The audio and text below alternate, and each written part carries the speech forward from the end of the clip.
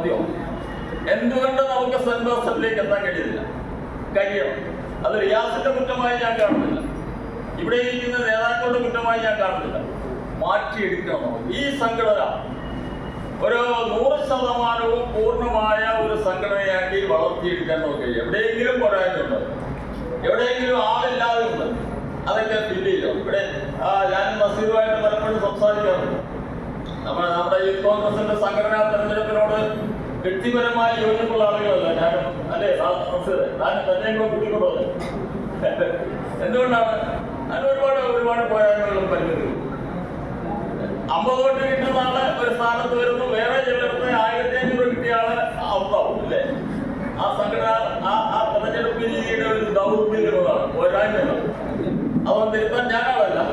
പക്ഷെ ഇനിയെങ്കിലും നിങ്ങൾ സംസ്ഥാന കമ്മിറ്റിയോട് പറയണം, എവിടെയെങ്കിലും ആളില്ലാതെ ഉണ്ടെങ്കിൽ, തിരഞ്ഞെടുക്കപ്പെട്ടവർ വർക്ക് ചെയ്യുന്നില്ല, അവിടെ വേക്കന്റ് ആയിരിക്കുന്നെങ്കിൽ ഫില്ല് ചെയ്യാനുള്ള ഒരു സ്ട്രാറ്റജി യൂത്ത് കോൺഗ്രസ് സംസ്ഥാന സമിതി കണ്ടെത്തി ഒരു ഫുൾ പ്രൂഫായ മുഴുവൻ മേഖലകളിലും നമുക്ക് പ്രവർത്തകരുള്ള, എല്ലാ മണ്ഡലം പ്രസിഡന്റുമാരുമുള്ള, എല്ലാ ബ്ലോക്ക് പാർട്ടികളും വർക്ക് ചെയ്യുന്ന ഒരു സംഘടനയാക്കി ഇതിനെ മാറ്റിയെടുക്കണം.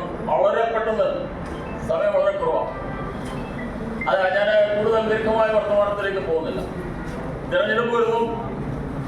ഞാൻ മുൻകാലങ്ങളിൽ നിങ്ങളുടെ യോഗങ്ങളിൽ പറഞ്ഞിട്ടുള്ള ഒരു കാര്യമാണ്, തദ്ദേശ സ്വയംഭരണ തെരഞ്ഞെടുപ്പുകളിൽ ഞങ്ങൾക്കും പ്രാതിനിധ്യം കിട്ടണം എന്ന യൂത്ത് കോൺഗ്രസിന്റെ അവകാശവാദത്തോടെ എനിക്കൊരു വിജയിക്കില്ല.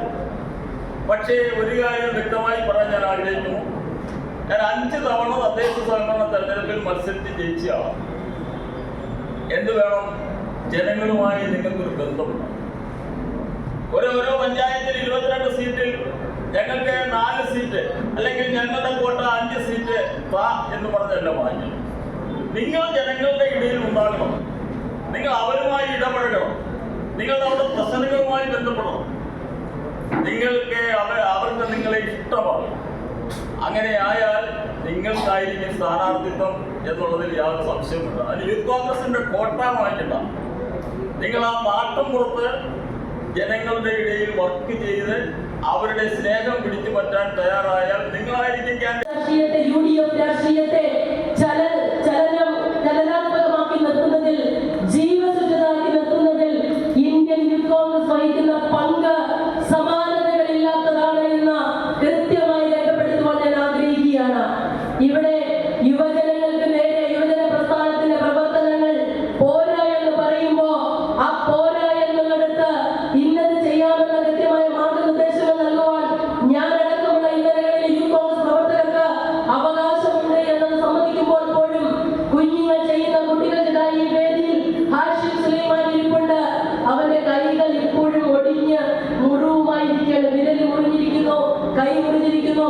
നേരത്തെ DCC പ്രസിഡന്റ് സൂചിപ്പിച്ചതുപോലെ കിരണും ഇർഷാദും അസ്ലമാദിനാടും അതുപോലെ തന്നെ ഷഹനാസും സുരേന്ദ്ര ബാബുവും രഞ്ജിത് ബാബുവും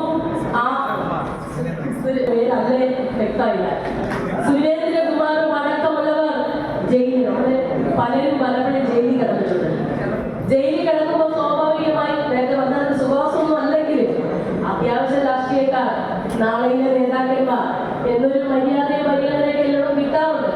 പക്ഷേ ഇപ്പൊ ചില സഖാക്കൾക്ക് ജയിലിൽ ചെല്ലുന്ന യൂത്ത് കോൺഗ്രസുകാരുടെ പൂച്ചല്ലേ.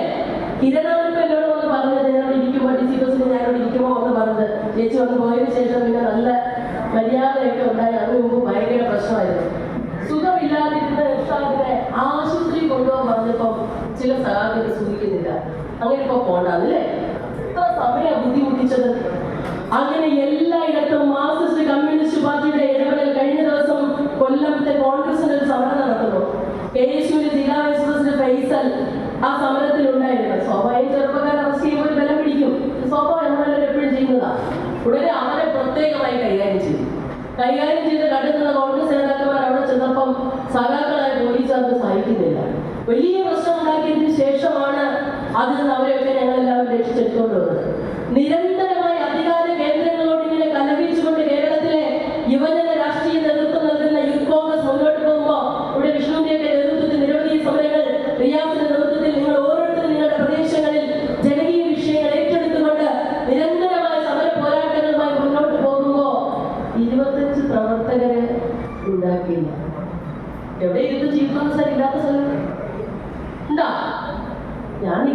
വിജനമായ സ്ഥലത്താ.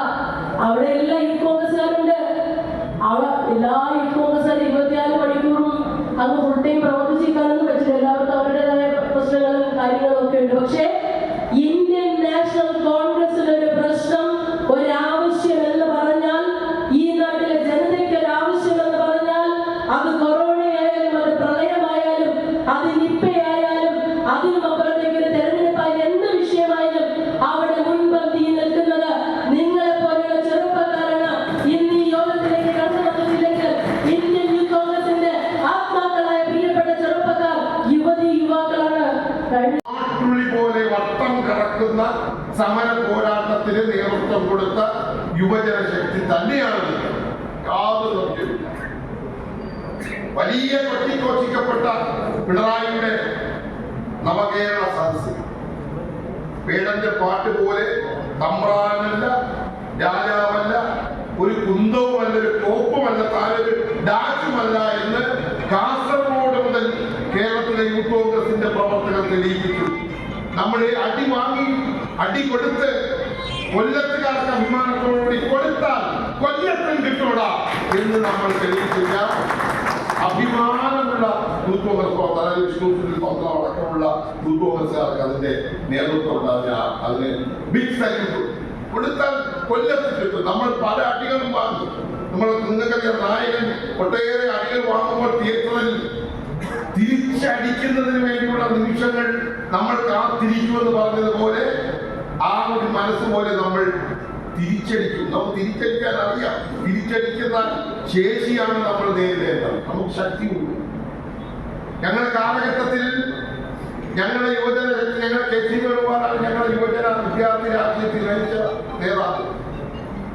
നിരന്തരമായി ഞങ്ങൾ ഏറ്റുമുട്ടിയിട്ടുണ്ട്. സെക്രട്ടേറിയറ്റിന്റെ മുന്നിലെ നിരന്തരമായി ഞങ്ങൾ ഏറ്റുമുട്ടിയിട്ടുണ്ട്. പല പ്രാവശ്യം ജനക്കാത്ത ഒട്ടിച്ചിട്ടുണ്ട്.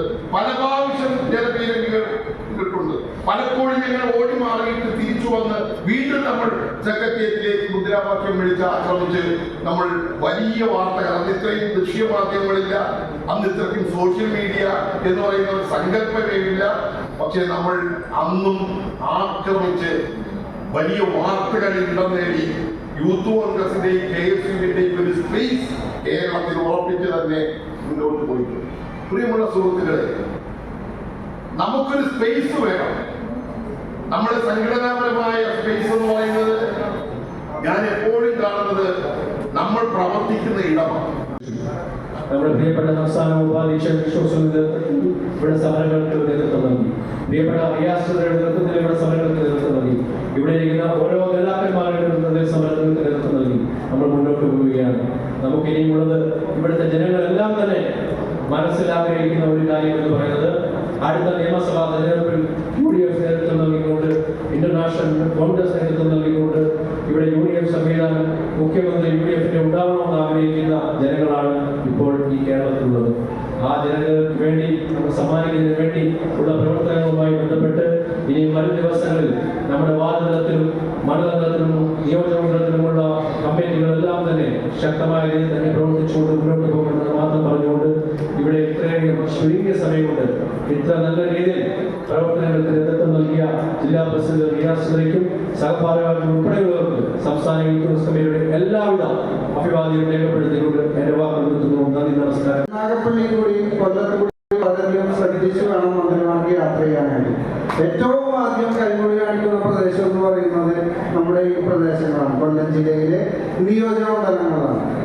ഇപ്പോൾ നമ്മുടെ സംസ്ഥാനത്ത് തന്നെ 2 ഉപാധ്യക്ഷന്മാരുള്ള ജില്ല എന്ന് പറയുന്നത് കൊല്ലം ജില്ലയാണ്. അപ്പോൾ കൊല്ലം ജില്ലയിൽ നേതാക്കൾക്ക് ഒരു ബാധ്യതയുമില്ല.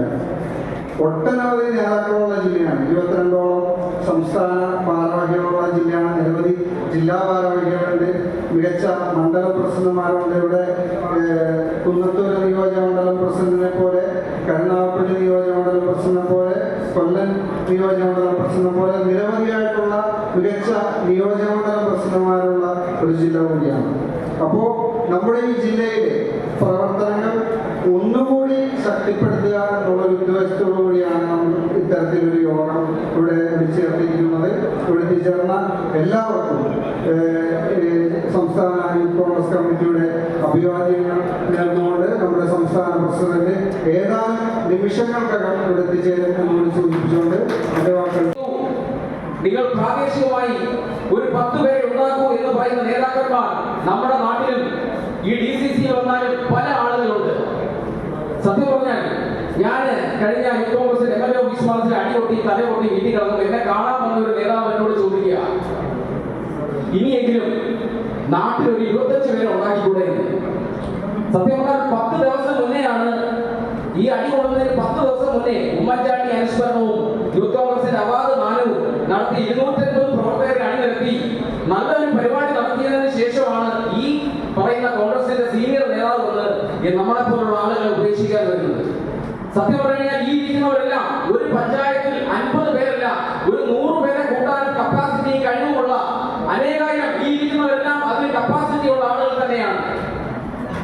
ഈ സീനിയർ ആയിട്ടുള്ള ആളുകൾ ഈ പറയുന്ന ഡൽഹി അധികാരത്തിന്റെ തണലിൽ AC-യിൽ സുഖിച്ച് റിട്ടയർമെന്റ് ആയി നാട്ടിൽ വന്ന് കോൺഗ്രസുകാരനെയും യൂത്ത് കോൺഗ്രസിനെയും അടികൊണ്ട് തലകൊട്ടി രക്തം ചിന്തി പിണറായി ഗവൺമെന്റിനെ സമരം ചെയ്യുന്ന നമ്മളെ പോലുള്ള ആളുകളെ പുച്ഛിക്കുകയും ഇതിനെതിരെ നമ്മളെ സമൂഹ